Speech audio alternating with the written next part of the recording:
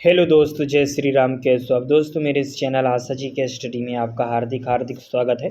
दोस्तों, मेरा नाम अमित केवट है। आज हम भारतीय संविधान से रिलेटिव बहुत ही इंपॉर्टेंट क्वेश्चन आंसर लेकर आए हैं, जो कि हर एक एग्जाम में पूछे जाते हैं। तो दोस्तों, आपसे हमारा हाथ जोड़कर निवेदन है, अगर आप भी अपने माता पिता का नाम रोशन करना चाहते हैं तो ये वीडियो को लास्ट तक जरूर देखना, क्योंकि यही सारे प्रश्न UPSC exam, sub inspector exam, navy, army, police सब में पूछे जाते हैं। तो दोस्तों, ये वीडियो अपने दोस्त या रिश्तेदारों को भी शेयर जरूर कर दीजिए। कहते हैं मंजिल उन्हीं को मिलती है जिनके सपनों में जान होती है, पंखों से कुछ नहीं होता, हौसलों से उड़ान होती है। तो दोस्तों, अगर आपने हमारे इस चैनल को अभी तक सब्सक्राइब नहीं किया है तो चैनल को भी सब्सक्राइब जरूर कर लीजिए, क्योंकि हम जीके से रिलेटिव यानी हर एक एग्जाम से रिलेटिव रोज इंपॉर्टेंट क्वेश्चन आंसर की नई नई वीडियो बनाकर यूट्यूब पर अपलोड करता हूँ। तो आप हमारे इस चैनल को प्लीज़ सब्सक्राइब जरूर कर लीजिए, ताकि जब भी हम कोई वीडियो डालूँ तो आप तक सबसे पहले पहुँचे। चलिए हम वीडियो की शुरुआत करते हैं।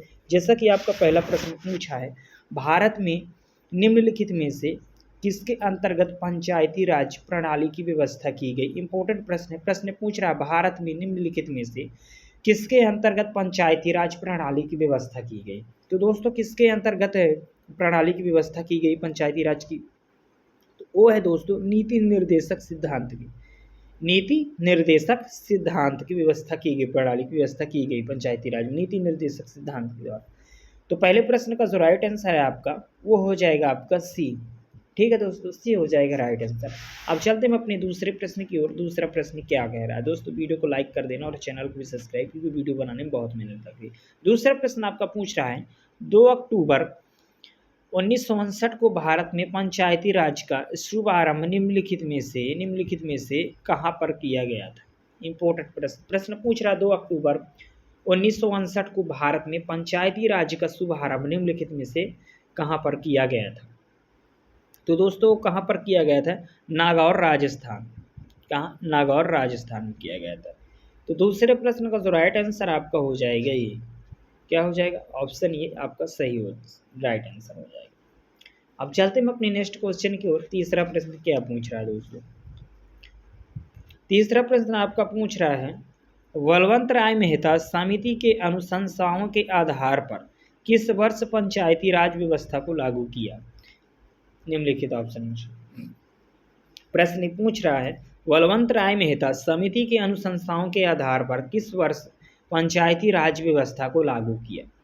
तो दोस्तों, कब लागू किए? वो किए थे 1958 ईस्वी में। कब? 1958 ईस्वी में। 1958 ईस्वी में। तो तीसरे प्रश्न का जो राइट आंसर हो जाएगा ऑप्शन बी आपका सही हो, राइट आंसर हो जाएगा।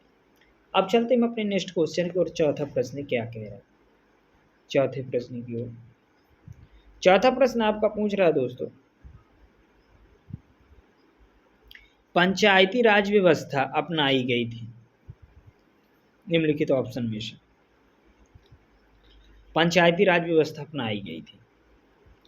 दोस्तों, पंचायती राज व्यवस्था अपनाई गई थी। तो चौथे प्रश्न का जो राइट आंसर है वो हो जाएगा आपका लोकतंत्र की शक्तियों के विकेंद्रीकरण के लिए। इसके लिए लोकतंत्र की शक्तियों के विकेंद्रीकरण के लिए पंचायती राज व्यवस्था अपनाई गई थी। ठीक है ना दोस्तों? किसके लिए अपनाई गई थी? लोकतंत्र की शक्तियों के विकेंद्रीकरण के लिए।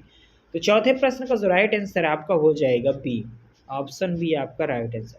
दोस्तों, अगर इस वीडियो के किसी भी प्रश्न का आंसर आप पहले से जान जाते हैं या जान रहे हैं तो हमारी इसी वीडियो के कमेंट में हमें ज़रूर बताएं, ताकि हमें भी पता चल सके कि आप पढ़ाई कर रहे हैं।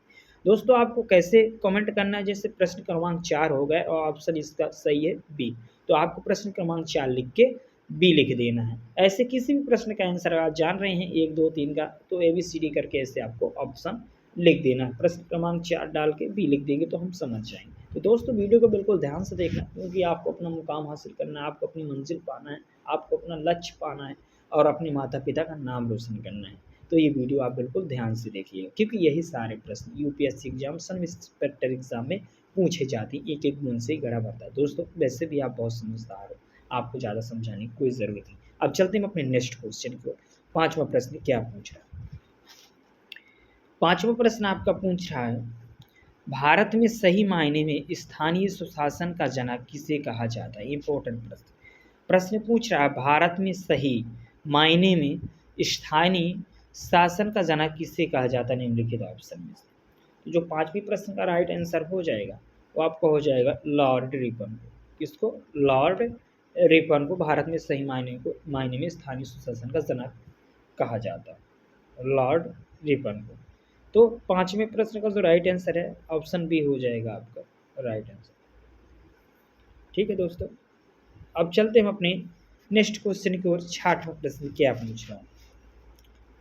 छठवां प्रश्न पूछ रहा है किसको समाप्त किया जा सकता है पर भंग नहीं? इंपॉर्टेंट प्रश्न निम्नलिखित में से किसको समाप्त किया जा सकता है पर भंग नहीं किया जा सकता? तो दोस्तों किसको? वह विधान परिषद को। किसको? विधान परिषद को समाप्त किया जा सकता है पर भंग नहीं किया जा सकता। तो छठवें प्रश्न का ऑप्शन डी आपका राइट आंसर हो जाएगा। ठीक है ना दोस्तों, ऑप्शन डी आपका राइट आंसर हो जाएगा। अब चलते हम अपने नेक्स्ट क्वेश्चन की ओर। सातवां प्रश्न क्या कर रहे हैं दोस्तों, वीडियो को बिल्कुल ध्यान से देखना और दिल से लाइक करते हैं। सातवां प्रश्न आपका पूछ रहा है किस अधिनियम की प्रमुख विशेषता प्रांतीय स्वायत्तता थी? स्वायत्तता थी। किस अधिनियम की प्रमुख विशेषता प्रांतीय स्वायत्तता थी निम्नलिखित ऑप्शन में से? तो सातवें प्रश्न का जो राइट आंसर आपका हो जाएगा वो हो जाएगा 1935।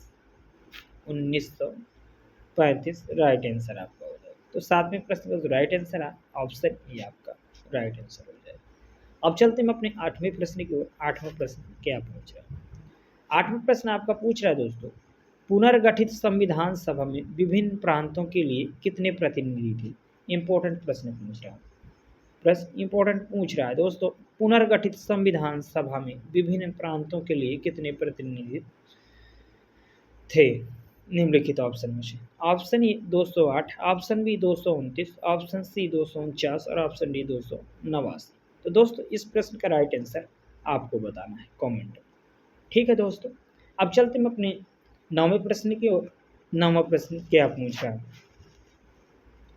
नौवां प्रश्न आपका पूछ रहा है दोस्तों संविधान सभा के चुने हुए स्थायी अध्यक्ष कौन थे? इंपॉर्टेंट प्रश्न है दोस्तों, संविधान सभा के चुने हुए स्थायी अध्यक्ष कौन थे?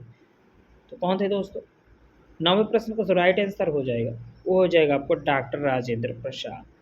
डॉक्टर राजेंद्र प्रसाद संविधान सभा के चुने हुए स्थायी अध्यक्ष थे।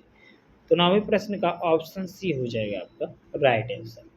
अब चलते हैं हम अपने आखिरी प्रश्न की ओर। 10वां प्रश्न क्या पूछ रहा है दोस्तों? 10वां प्रश्न आपका पूछ रहा है संविधान सभा द्वारा अंतिम रूप से पारित संविधान में कुल कितने अनुच्छेद और अनुसूचियां थी? इंपॉर्टेंट प्रश्न पूछ रहा है संविधान सभा द्वारा अंतिम रूप से पारित संविधान में कुल कितने अनुच्छेद और अनुसूचियां थी? तो दोस्तों 395 अनुच्छेद और 8 अनुसूचियां थी। कितनी? 395 अनुच्छेद और 8 अनुसूचियां थी। तो 10वें प्रश्न का जो राइट आंसर हो जाएगा ऑप्शन सी आपका राइट आंसर हो जाएगा। ऑप्शन सी आपका राइट आंसर। दोस्तों आपने हमारी इस वीडियो को यहाँ तक देखा, आपका दिल से धन्यवाद करता हूँ।